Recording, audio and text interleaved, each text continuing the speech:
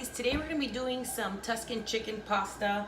It's a lot like my the chicken pasta that I did about 3 weeks ago, I think it was, but we're just adding some sun-dried tomatoes and some soy sauce and Italian seasoning. There is quite a few ingredients, but pretty much everything but the sun-dried tomatoes you have lying around the house. You can use tomatoes, canned tomatoes too.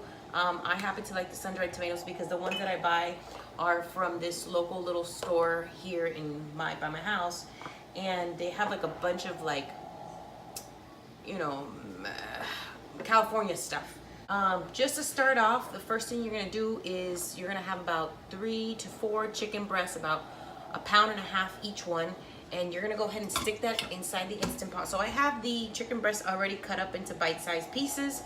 You're gonna go ahead and chop the 4 breasts up and put them inside your Instant Pot with 4 cups of chicken broth.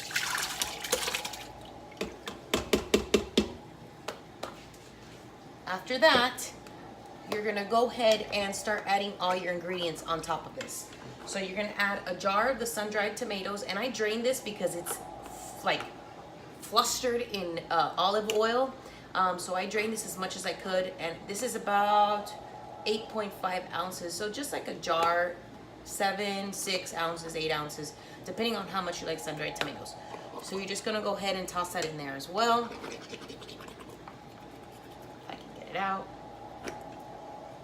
And there's so much oil in this one. I try to drain it as much as I can, but whatever. All right, so I got the sun-dried tomatoes and the chicken now. And on here I have quite a few ingredients. Let me go over them with you. I have 2.5 tablespoons of butter, 3 tablespoons, give or take. 2 teaspoons of soy sauce, 2 teaspoons of Italian seasoning, and 2 teaspoons of onion powder, some 6 to 8 garlic crushed, minced garlic, as well as 1 teaspoon of salt and 1/2 teaspoon of pepper. That's also gonna go inside the pot. No, Haley! Oh my God, this one's eating butter from a spoon with garlic. All right, so now that that's all in there, you're gonna go ahead and mix that around. You wanna make sure that this is stirred really well, because you're gonna place your macaroni on top of it and then some heavy cream on top. So, great. Who's at my door? Open it, Mommy. I don't know who it is. Hold, please. Turns out it was my mother. Didn't tell me she was coming. Anyways, you're gonna go ahead and mix all these ingredients in. Make sure it's really mixed in well, because like I said, we are going to be putting chunks of cream cheese on this, macaroni, and heavy cream on top. There is a lot of liquid, and don't be afraid of that. Why? Because our macaroni needs liquid in order to cook, and all that liquid is gonna be absorbed. Now, if you have a smaller pot, I definitely suggest you cutting this in half, because my cousin did this recipe in her 6-quart, and yes, it fit, but when she did a quick release, the sauce was coming out through the spout. So definitely cut this in half for smaller pots. If you have an 8-quart, this recipe will do great. It'll fit like it'll serve like 4 to 6 people. So if you have the smaller one, cut the whole recipe in half. That way you don't have sauce coming out of the spout. Oh, what'd you get? Let me see. The Easter Bunny came to Abuela's house 4 weeks before Easter. My mother. And she wonders why she has so much money on her credit card. All right, guys.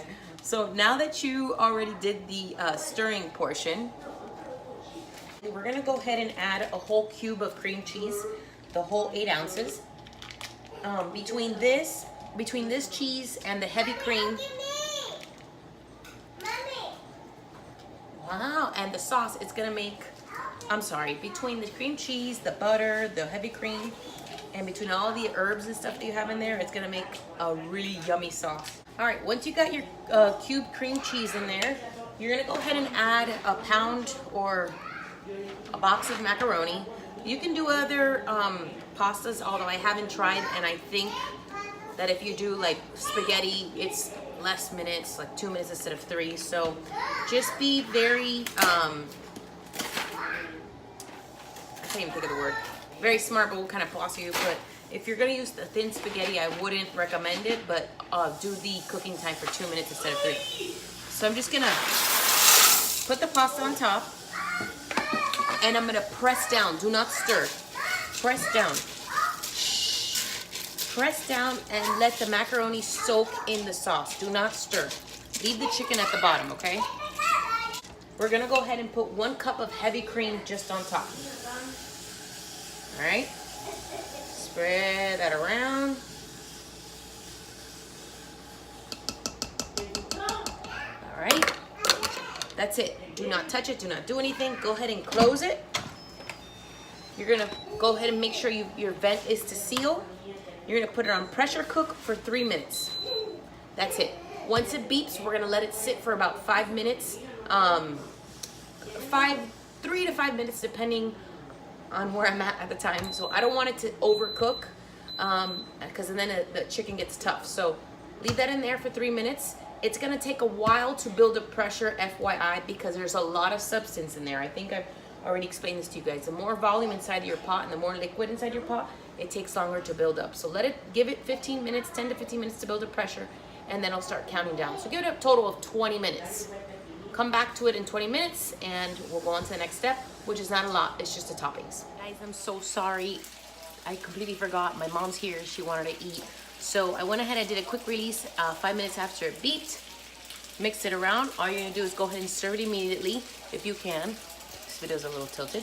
Serve it immediately with some garlic bread. I top it off with Parmesan cheese and some fresh basil. So that's it, guys. Enjoy.